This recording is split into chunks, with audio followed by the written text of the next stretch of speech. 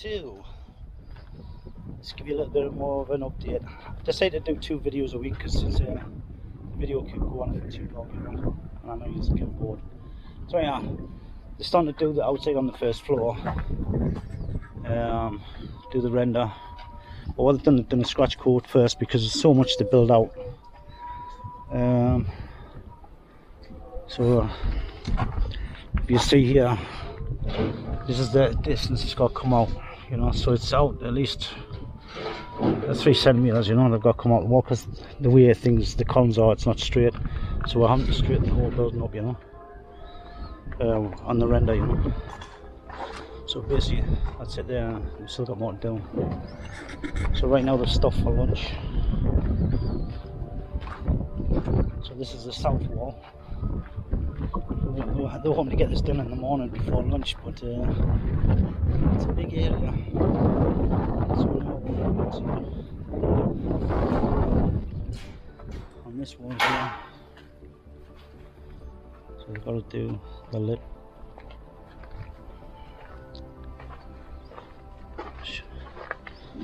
So we're getting this ready for rendering. So you can see the build this edge up here. And we've done this one, so this is ready for rendering. So if you look, it's a good 3 centimeters. So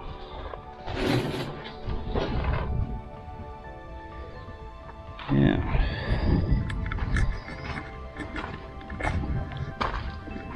Now everyone's sleeping.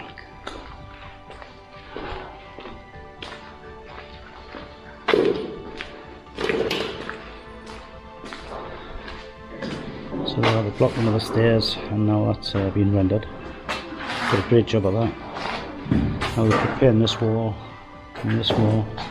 So you've got a sliding door here, but you've also got a glass fixed window up here. This wall I've done yesterday.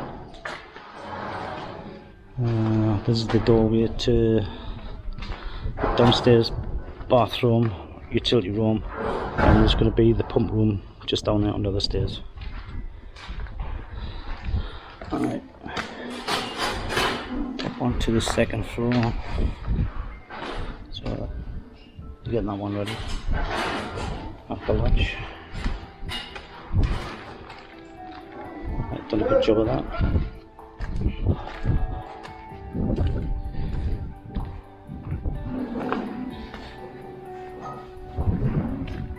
Oh, this is the kitchen area. Seba, อร่อยไหมตามสบายเสพอร่อยอร่อยเสพอีลีเดอร์ So this is going to be the kitchen area. So the counter comes off 60 centimeter L shape. Window here, another window here, bathroom window there. Forgot to mark it out, so they've cut the window out now. Ni antalai. Evening. Yeah, ni saat na. Keep the place clean and tidy. So, wani ni tini saat. So this is the. Yeah, quite more now. Okay. Okay, die. Okay, this is going to be the cinema room. So it says double insulated wall throughout, apart from that wall there. But the TV goes on there. Yeah, I'm going to do a higher ceiling on here. The doors slide into the wall.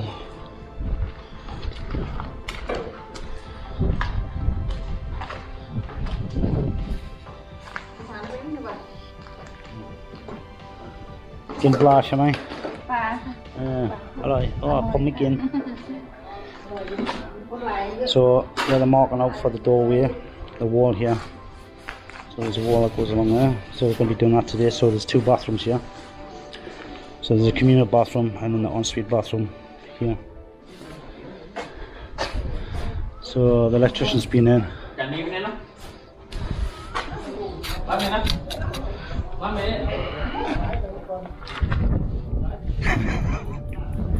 Oh, bye. Don't survive. Okay. So we're going to be putting the lintel in today after they cut this out. So they've got that bit to cut out yet. So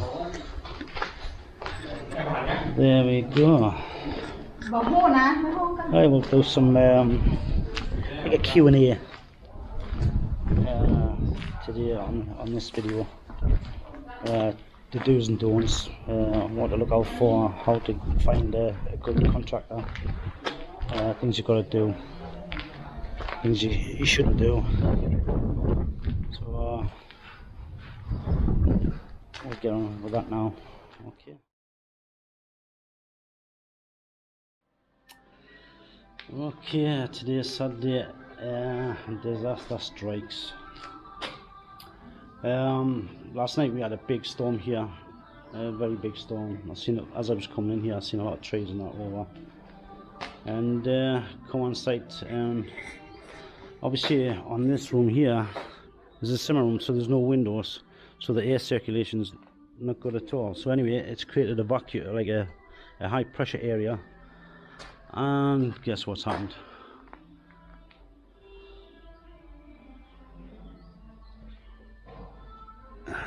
And also the guys that work on this floor, their house was well damaged, the roof came off, so they're not on site today. Oh, so yeah, so we'll have to pull this wall down and rebuild it, and put more ties in, because I see they haven't put any ties at the top. It would have prevented the wall going over if there was ties in there, you know. So things you got to keep an eye on all the time. So anyway, back to the job. This is the bathroom, the communal bathroom. So it's like 290 by 180 in this room.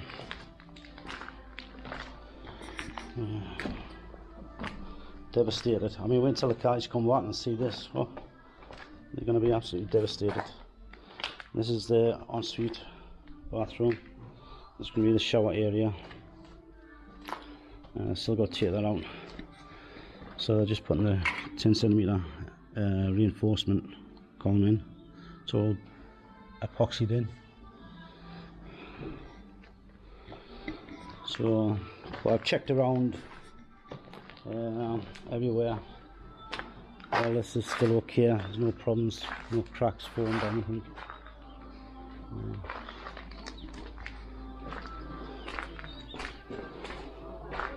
So today is a bit of a disaster, to a degree anyway. I mean, it's not as if it's not fixable. Well, here's the kitchen area. So I'm just going to get them to up the sides of the lintels. I mean, it should be okay for internal anyway, but because this side's open and we get the wind from the southwest, southeast, and it comes right in, it's created a massive air pocket in there, and the weakest point was that wall, because every other wall is double skinned and tied in, you know. So here we go.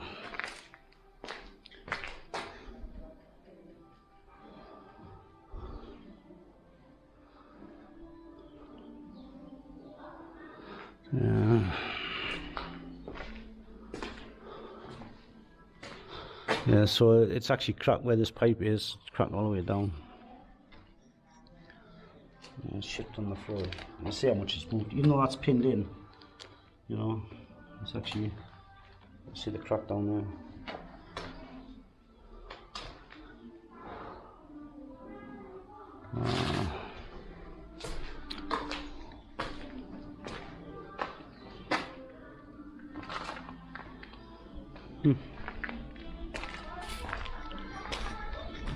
Okay, now back to the questions and answers of what to do with our building in Thailand.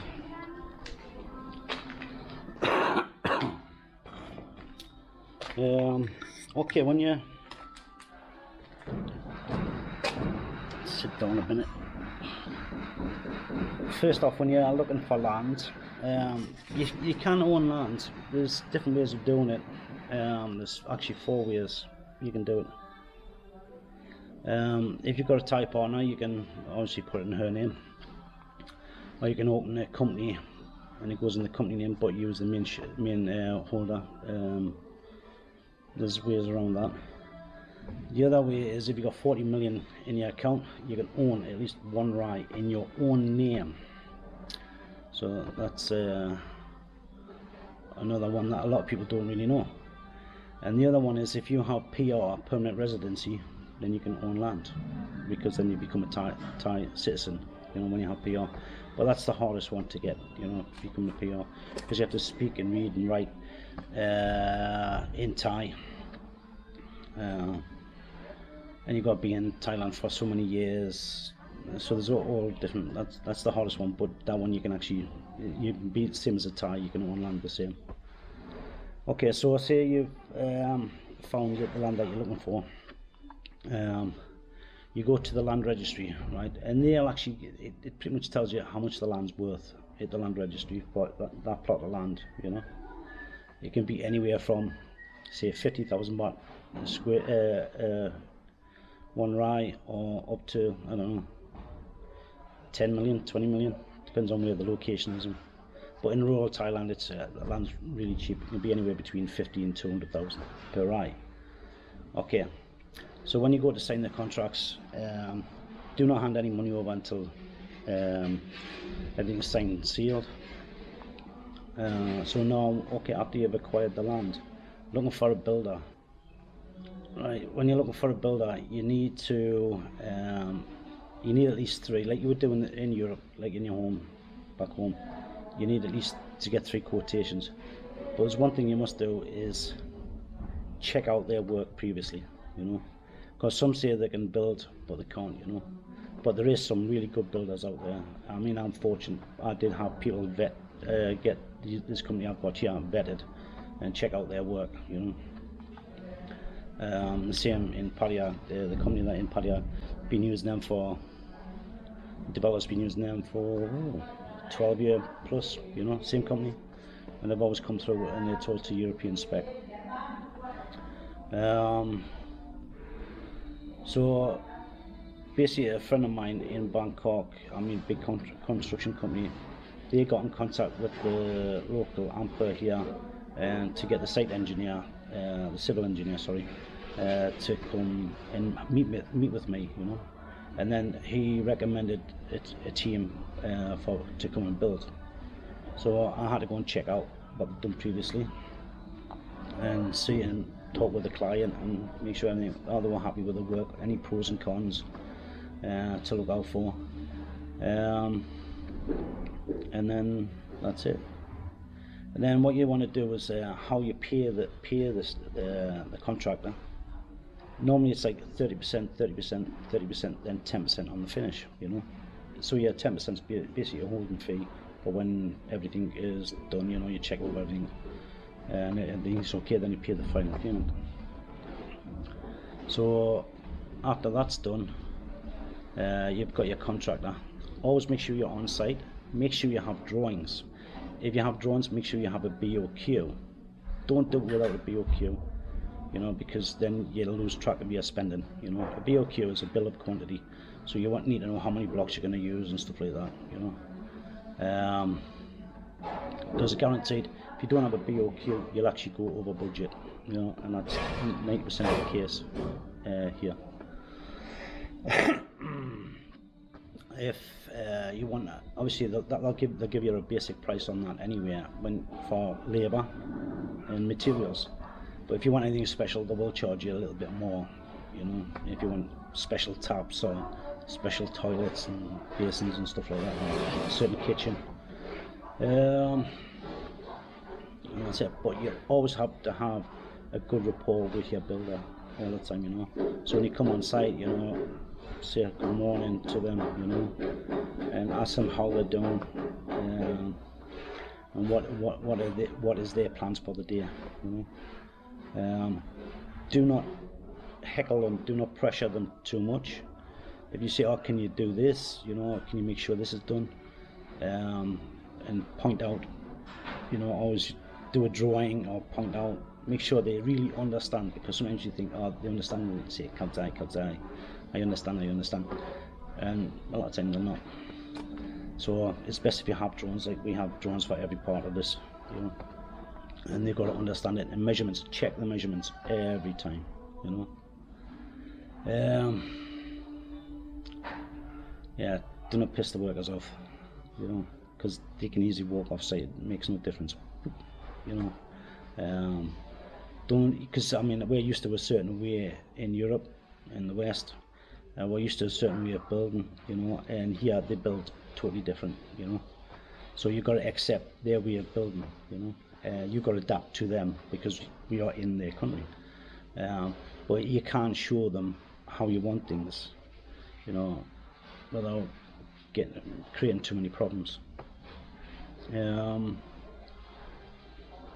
else is there? Yeah, just have a good rapport with the staff, you know, the workers.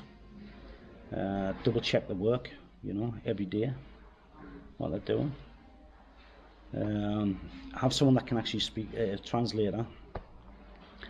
It's great to have the wife or the girlfriend come and translate for you, but they will not do it as good as someone that actually knows about construction. They'll only translate a little bit, and it will make you frustrated. So just bear that in mind. So I mean, I hope these things help. You know, I've been doing it for over 10 years here. You know, I've been in Thailand 15 years. And been doing it for over 10 years, 11, 12 years something, you know, here. I did it back home in the UK. I worked for one of the biggest construction agencies in Europe. I've built shopping centres, built bridges, built art galleries, built opera houses in the northeast, the Sage, the Bartley Flour Mill, the Millennium Eye. Worked on motorways. Worked building the Asda at the Metro Centre, been on building hospitals. So there's many things. So I've been a member of a big crew, and I had to control over 200 guys a day on builds. So I'm quite used to it, but learning the Thai way, you know, that's all new ball game. So you just got to be a bit patient, you know. You got to be patient with your guys, and then you'll have a successful build, you know.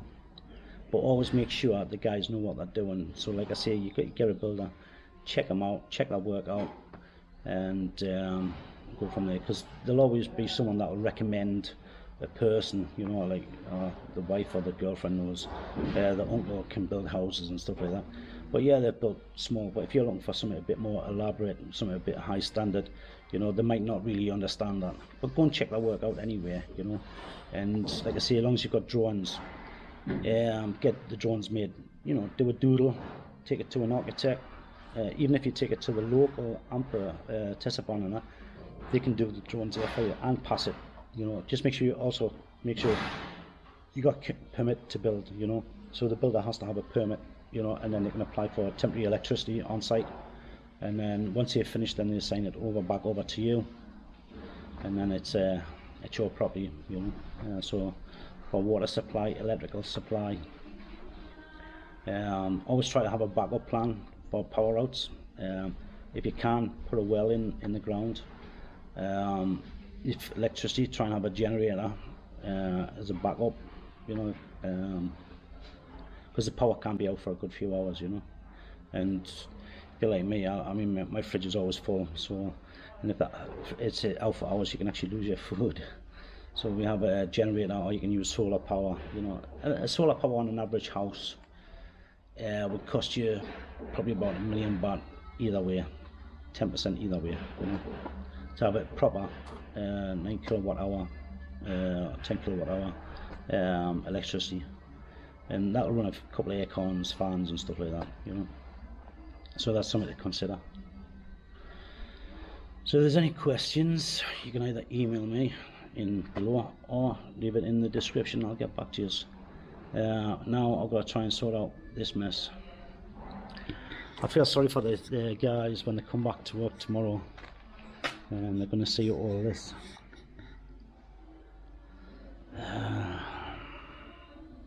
Anyway, I start again. They're getting paid for it anyway, so it's not their fault. No, but unfortunately I've got to foot the bill.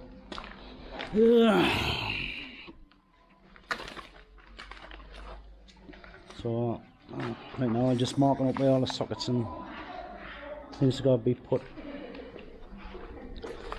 on the wall. Okay, anyway, so this is the second part of this week's video.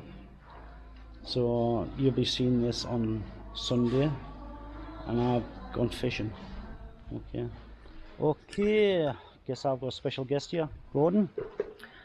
G'day. Well, I'm here at Bryan's latest contract, and I came to this place before Bryan started when it was just a shell, and in 2 weeks, mate, you've done a phenomenal job. Thank you. You've done an absolutely phenomenal job, and I said it on a comment. There's not many builders would take on a job that somebody else has started, i.e. they'd put the basic beam and column structure in, which was all over the shop, and fair play to you, mate. Big kudos.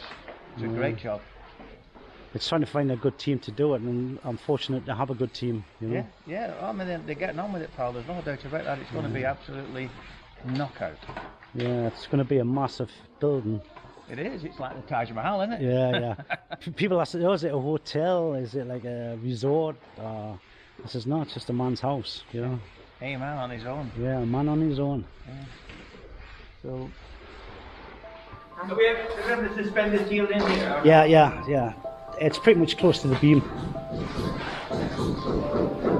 It comes down about 40 centimeters because you've got the pipe work runs in and then out, you know. In the garage, had he just painted it black? Yeah, you show the pipes and that. Yeah. When you paint them black, you don't see them. Well, we're gonna, because there's a pipe down here. We're gonna over there. We're gonna use the drain pipe there for the toilet. Yeah, look, the ceiling's in the middle.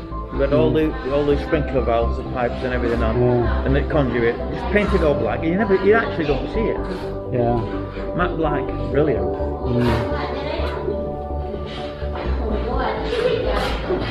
Well, you have a good finish. It's especially in the garage. You know, you're yeah. One second. Check the work. Did you see that's okay? Can't see any light through. Perfect. There you go. You know, the thing is, Bryan, some people have never been on a big job.